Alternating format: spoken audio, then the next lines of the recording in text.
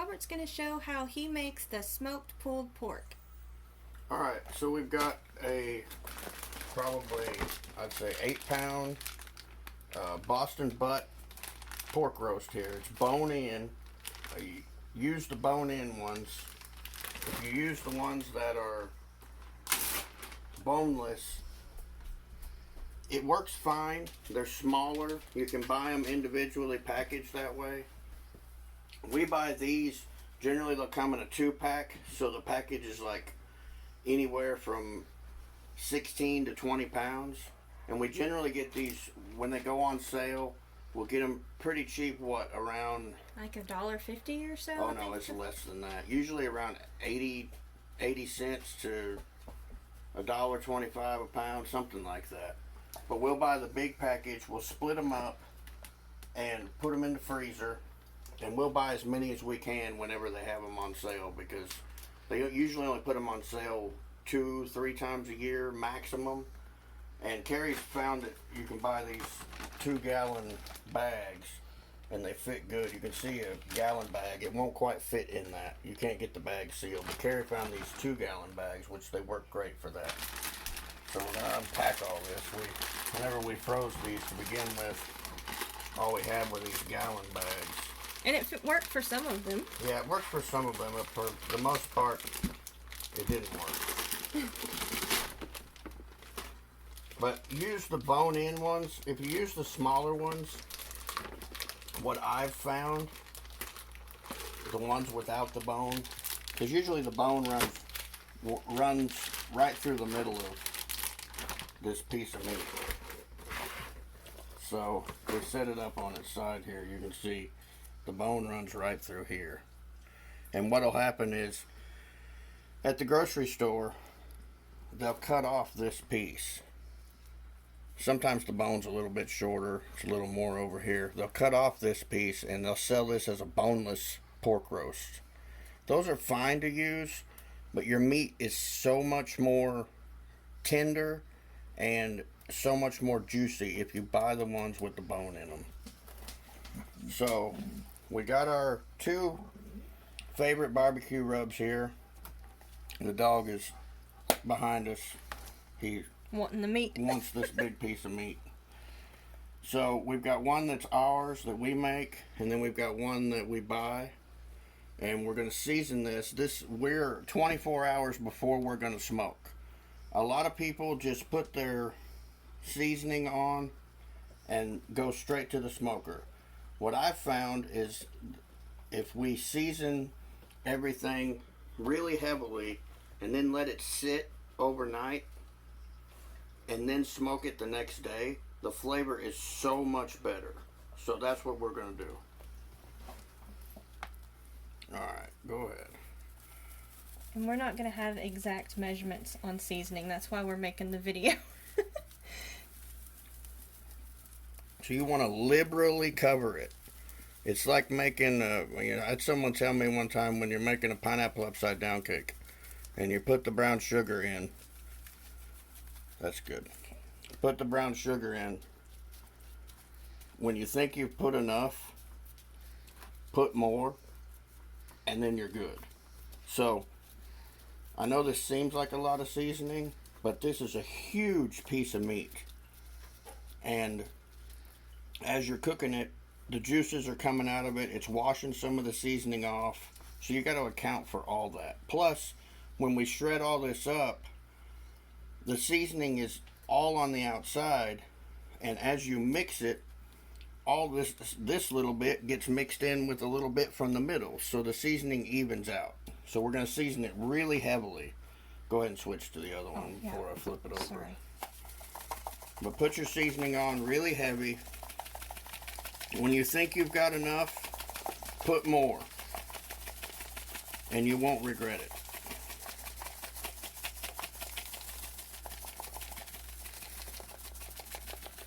Alright, that's good. And then just pat it in. Just take your hands and just push lightly and let the juice soak up the seasoning.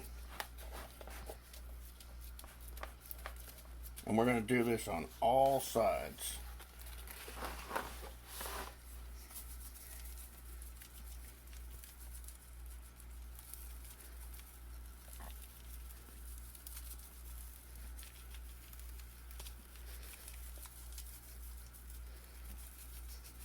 Okay.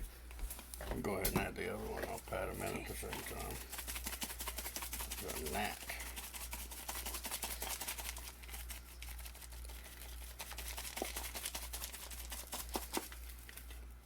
Back here.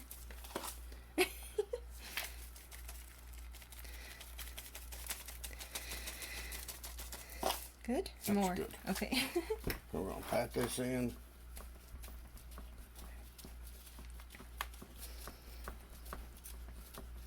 I know it seems like it's a ton of seasoning, but I've done this for years, and what I've learned was when I put seasoning until I think it's good to begin with. When I first started out, I thought, oh God, surely that's enough seasoning. I was always disappointed because it didn't have enough. So we're really gonna season this. All right.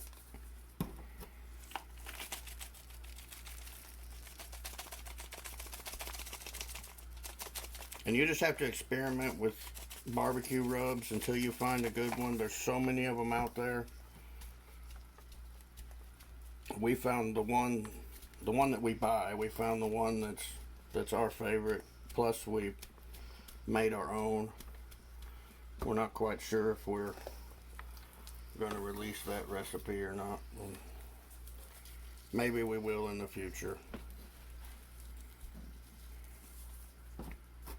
But even yet, we still swap it out and try different things just to change it up and keep it fresh. And we get bored with the same thing all the time. Yeah. The best way I can tell you to try out barbecue rubs, so you don't have to go through all this process of smoking something, is try it on like French fries or hamburgers or something like that. And if it tastes good on that and you like it on that, you're most likely going to like it on whatever you put it on.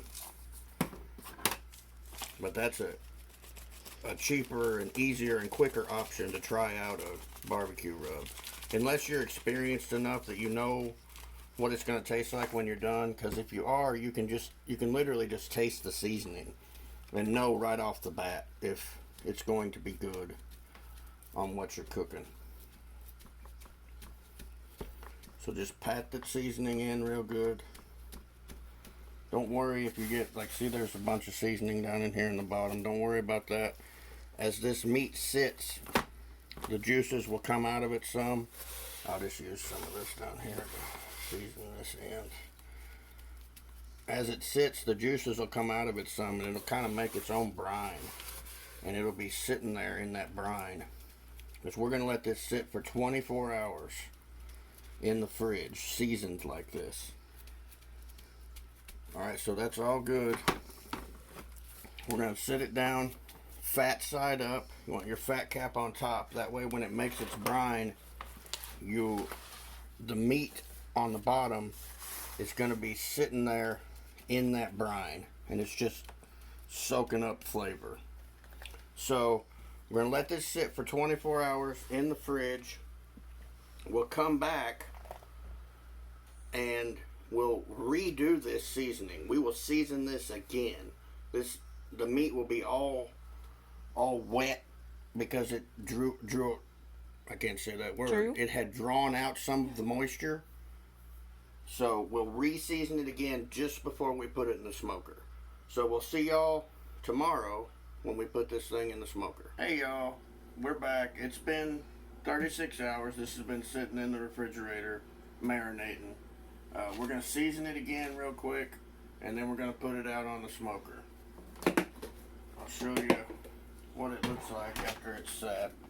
See, it's got that brine at the bottom, and we're going to use that. We're not going to get rid of that. We're going to put that in our drip pan so it percolates as it's smoking. So my assistant over here is going to come help me with the seasoning bottles.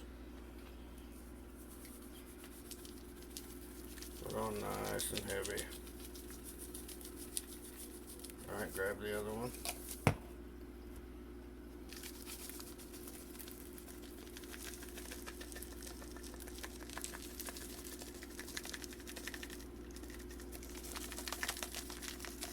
Let's see that real quick.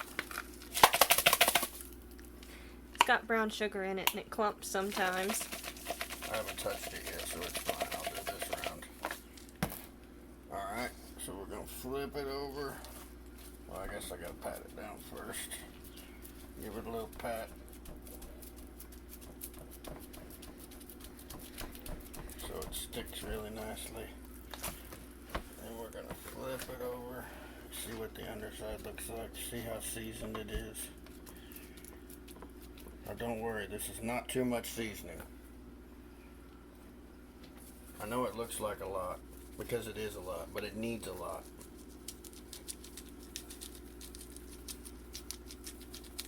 A little heavier over here. And over here.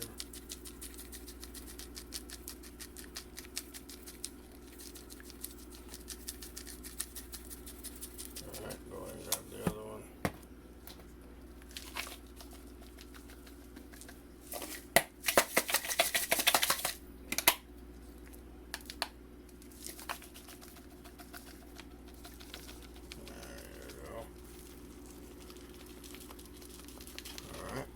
Pat this in. And if you get any, sometimes these pork roasts like this, they'll have a crease like that. See where the meat opens up? See, there we go. What I like to do is pack a bunch of that inside that crease.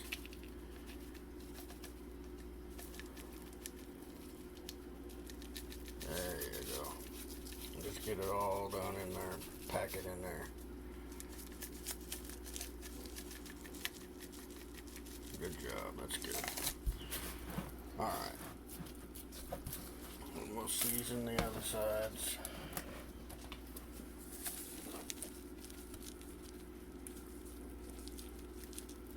Alright, that's good. Go ahead and grab the other one.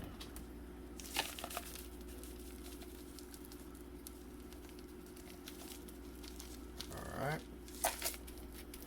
Pat it down. This end real quick. Okay.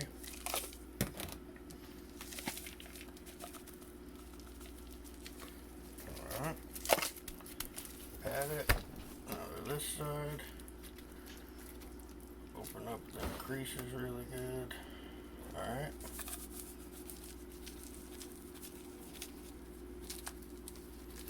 Dump a bunch down in there.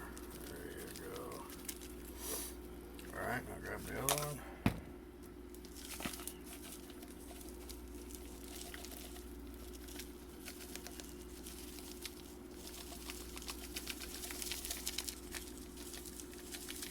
Alright.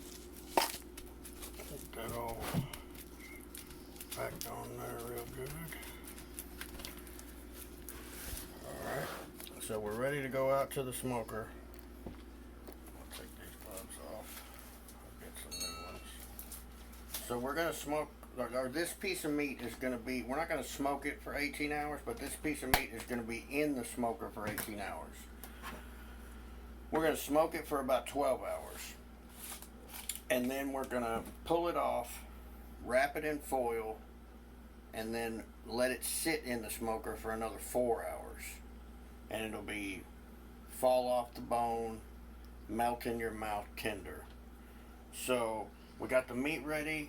We're going to use some apple juice in our drip tray that I just made. We'll throw in a quick little time-lapse video of me making the drip tray. You don't have to buy disposable trays. You know, they're like, I don't know, what are they now even? Like Several dollars. Yeah, $2 a piece. And they usually have holes in them. Yeah. This took me like, I don't know, a minute to make. Just using some aluminum foil and a pan that we already have in the house. That's, if you look, this is, I've used this pan many times to make drip trays. It's about the exact same size as the piece of meat. So it'll work perfectly. And the drip tray that's in the smoker is nowhere near big enough to catch the drippings off of this big of a piece of meat. So I'm going to pour a cup of apple juice in our drip tray. That's going to steam up and percolate into the meat and flavor it throughout the smoking process. Also keep the meat nice and moist. You don't want it to dry out in there. We've also got a cup of water to add to our water pan, so that way we can leave this overnight, and between the water in the water pan and the apple juice in the drip tray, it won't run out of liquid throughout the night while we're sleeping. Also, all this seasoning goodness that's in the bottom of this pan, that's the brine that was created from the meat juice and the seasoning. We're gonna pour that in the drip tray as well. Also, I'm trying to get all the formalities out of the way so we don't have to talk so much outside because the bugs are crazy. Alright y'all, we're out here at the smoker. We've got our smoker turned on and heating up. We got our applewood chips in the wood chip tray. I like to use applewood, especially with pork or chicken. It gives the meat a sweet, smoky flavor. It's not bitter like hickory or mesquite sometimes can be, so we like to use applewood. We use other fruit woods as well, like peach and plum, and we're going to be doing some experimenting in the future with some other kinds of wood, so go ahead and click that subscribe button because you'll want to see that. So we're going to put our meat in the smoker. We're going to put it on the top rack, and we're going to leave the fat cap on the top, so the fatty side up, because what will happen is as that fat renders, all that juice will run down and keep the meat nice and moist throughout the smoking process. So we'll get our meat out of here.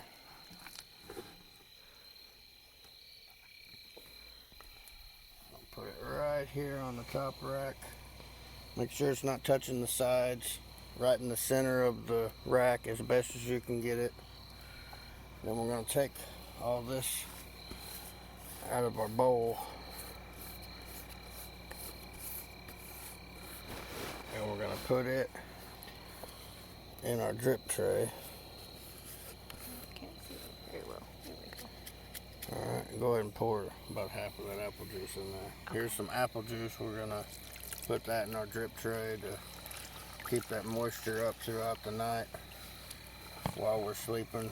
A lot of people will overdo this and they'll set an alarm and get up every couple hours and check it, but you're using an electric smoker like this, you really don't have to do that.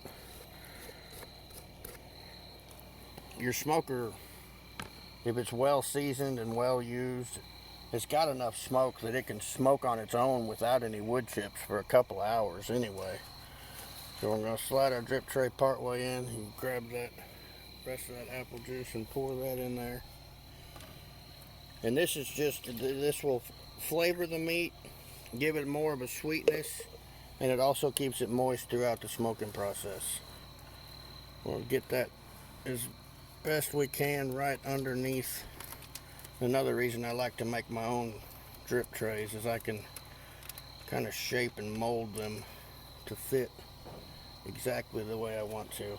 That way, whenever this thing starts dripping, it drips into that drip tray. And as it drips, this is continually getting hot and steaming up, and all that stuff is dripping and steaming up and re-moisturizing the meat, almost like you had a turkey baster in there basting it. It's just continually basting the meat. So we're going to let this smoke overnight. We'll check it in the morning and we'll bring y'all along with us so that way you can see what it looks like in the morning. We'll change the chips again and we'll let it smoke for a little while longer, and then we'll pull it off, wrap it in foil, and put it back in there. So we'll see y'all tomorrow. Hey y'all, it's the next day. We're at about the 12-hour mark, and we haven't opened it up yet. I'm going to show you what it looks like here. You see the fat cap is starting to slip a little bit. The bone is protruding a little bit, so that means we're getting nice and tender. You can see that it still looks like it's got a good amount of moisture on it. If you look down here, you can see after it's smoking all night, Our water pan is completely empty. So we're going to fill up our water pan. We're going to add a little more apple juice to the drip pan, and we're going to change our smoking chips. We're going to smoke it a few more hours, and then we'll come out and take it off and wrap it with foil and let it sit in the smoker for another 4 hours after that. The smoking meat is it's not hard. It's a time-consuming process, and you can't rush this. We've tried rushing it, and it never works out. So just take your time. If you don't have the time to do it right, don't do it, because you'll be disappointed. All right, y'all, we'll see y'all in a few hours. All right, y'all, it's 3 o'clock, so we're at about the 14-hour mark smoking this pork roast. One thing I forgot to mention through all these other clips that we've done is I smoke mine at 225 degrees, a constant 225 degrees. You don't want any spikes in temperature or any big drops in temperature. Every smoker is a little bit different. This smoker, depending on the day, sometimes it'll get up to 250 or 275 degrees. But most days, if the wind is blowing a little bit, or if it's super cold out or something, I can generally only get it to about 225 degrees. So mine, I just keep it set on high. The wind is blowing today. If you can see, the leaves around are blowing a little bit. So that kind of takes heat out of the smoker. So I just keep mine cranked up on high, and as you can see down here on our little temperature gauge, we're right there at 220 degrees, and it's currently just kicked back on. So it generally what it'll do is it'll fluctuate by 5 or 10 degrees. It'll get to 225, 230, and then it'll kick off and wait till about 215 or 220, and then it'll kick back on. So it's constantly in that range. You don't want to smoke anything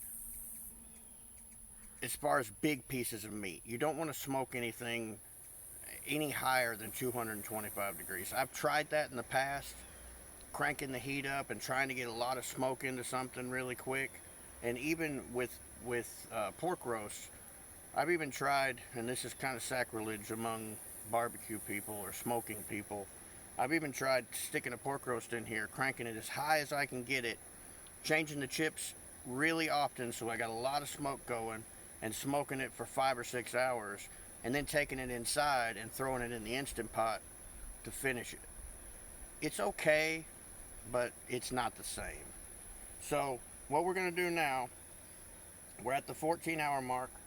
We've got a big wide piece of heavy duty, be sure and get heavy duty foil. And what I'm going to do is I'm going to take out a big sheet of this, I'm going to double it over. We're going to take the whole piece of meat out, put it in there, in the foil, wrap it super tight as you can get it. And the reason I double it, if you want to come over here, you'll see, the reason I double it over, you can see this bone is sticking out the end down here. That bone is relatively sharp on the edges, so basically the meat has gotten about as much smoke as it's going to get, and we're at what they call the stall point. So basically what that means is we've gotten to 225 degrees or somewhere close to that all the way through, from the very outside to the very middle. So it's not going to absorb any more heat, and it's smoked about as much as it's going to smoke. Now you could smoke this until it's completely black. I don't really like to do that. It's got enough smoke on it. You can see the color here.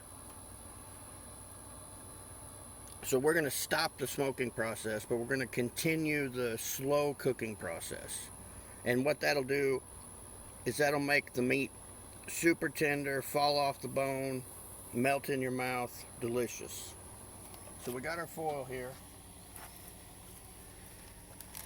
And what I do is take out a piece about as wide as I can stretch. And the sun's a little shiny, so I'm getting blinded, but take that off. A lot like how you made the pan. Yeah, this is what I made the pan out of. If you don't use heavy duty foil, I always was super frustrated with aluminum foil in the past. We started buying heavy duty foil, and it's a game changer. Like, it's not, it doesn't just disintegrate basically whenever you touch it like the normal aluminum foil. So we're going to take this and sit this down in our pan. We want to make a nice pocket for that to sit in. Then I'm going to take these gloves. Also, game changer. These barbecue gloves. Well, I guess they're barbecue gloves, but they're also just oven mitts. Everybody in our house uses these exclusively.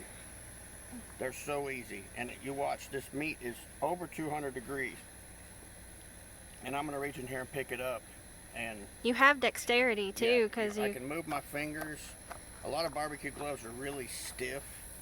Plus, if you come in, you can see it's got these little heart-shaped things on it. I don't know why they used heart shapes, but whatever. And it gives you traction, so they're not super slick. You can even, I've even stuck my hand in a deep fryer with these gloves on.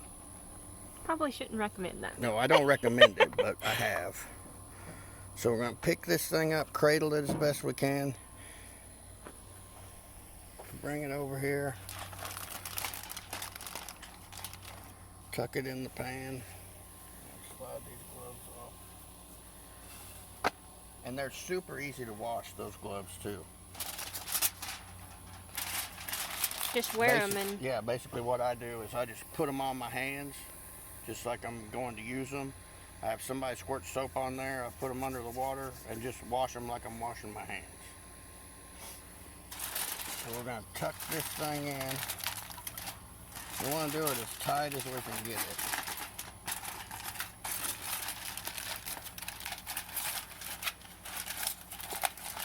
Wrap it over. Wrap it as tight as you can get it. We want to make it tight, and we want to make sure there's no place where juice can escape. A lot of people, what they'll do is they'll take all this stuff out of the drip pan, and after they shred up their meat, they will actually dump the stuff that's in the drip pan in their meat.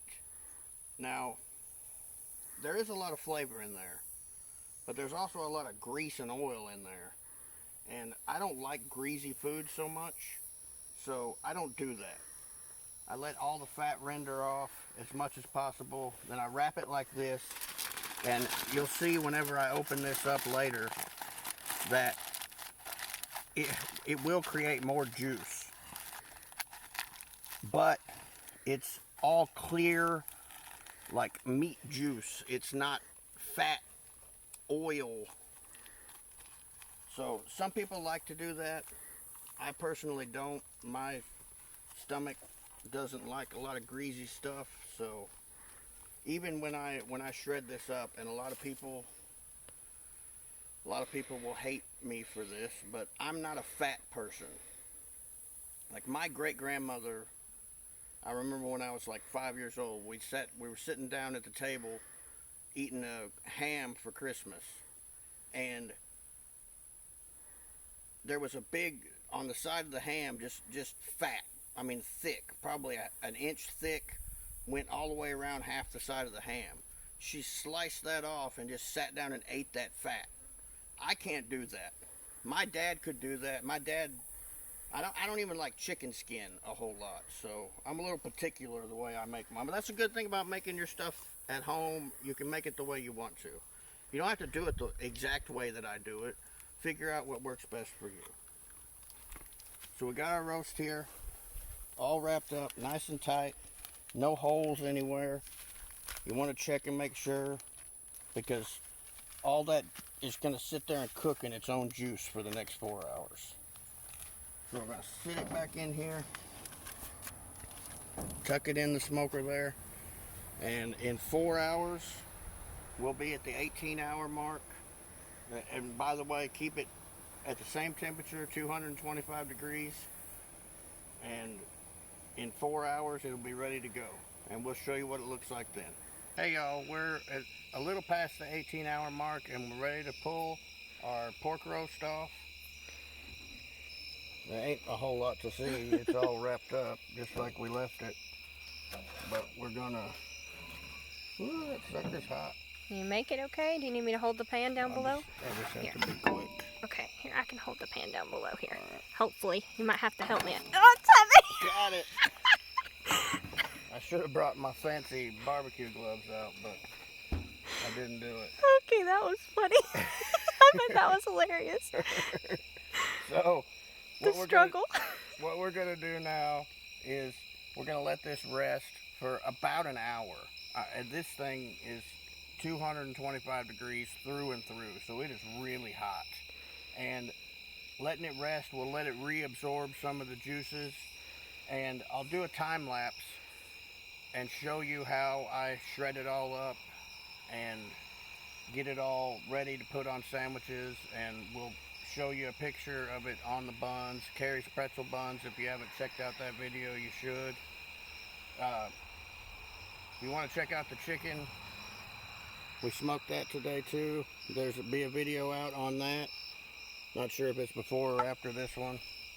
But other than that, that's it for our smoking adventures for the day. Leave a comment down below and tell us how you like to smoke your meat, what you like to smoke. Please subscribe to the channel. There'll be more content like this coming out in the future, and we'll see y'all next time. Take care.